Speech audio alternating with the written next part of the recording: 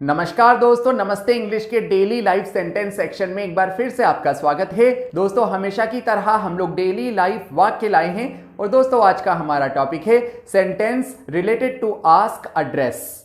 दोस्तों, इसके अलावा एक और बहुत इंपॉर्टेंट अनाउंसमेंट है। अगर आप अपनी इंग्लिश को और मजबूत करना चाहते हैं तो आज ही प्ले स्टोर से नमस्ते इंग्लिश ऐप डाउनलोड कीजिए और नमस्ते इंग्लिश ऐप के अनलिमिटेड अकाउंट को ज्वाइन कीजिए। दोस्तों, नमस्ते इंग्लिश ऐप पर आप अंग्रेजी की बोल बोलकर प्रैक्टिस भी कर सकते हैं और बिना किसी की सहायता से फराटेदार अंग्रेजी बोलना सीख सकते हैं।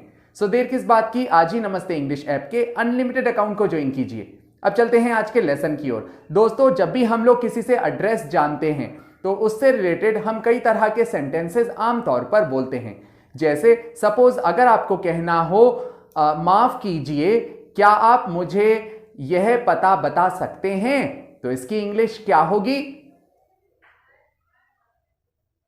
या दोस्तों, अगर आपको कहना हो मेरा नाम आशीष है और मैं इस शहर में नया हूं, तो इसे आप इंग्लिश में कैसे कहेंगे?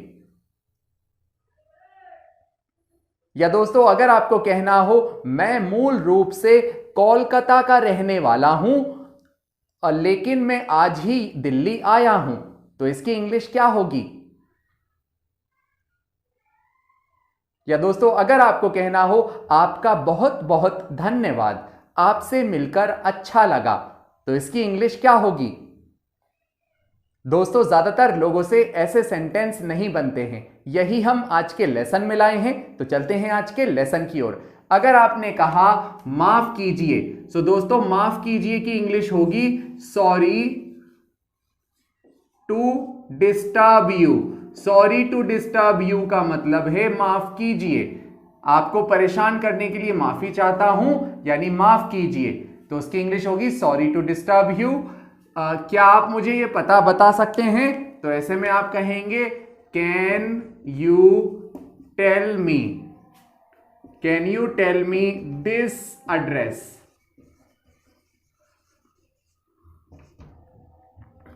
सॉरी टू डिस्टर्ब यू यानी माफ कीजिए, क्या आप मुझे पता बता सकते हैं? दोस्तों, कैन का मतलब होता है यहां क्या आप ये कर सकते हैं।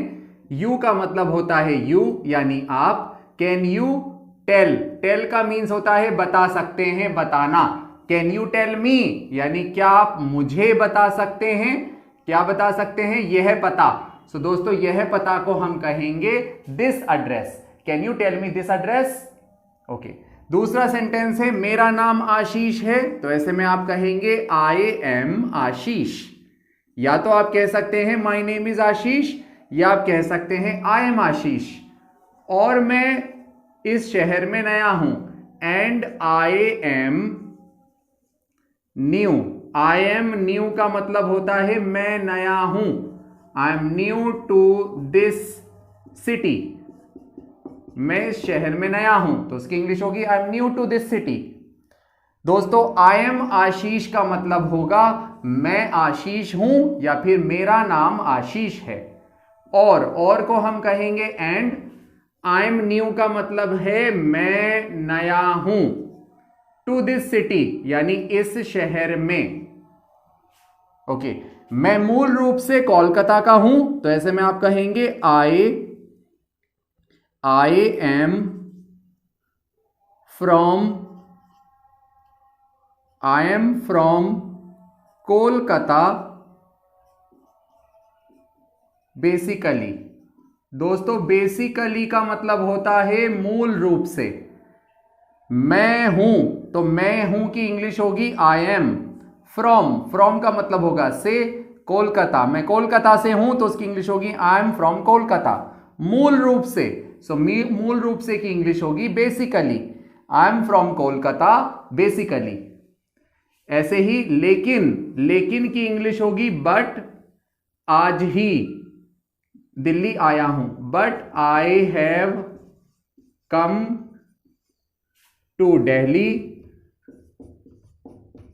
टुडे।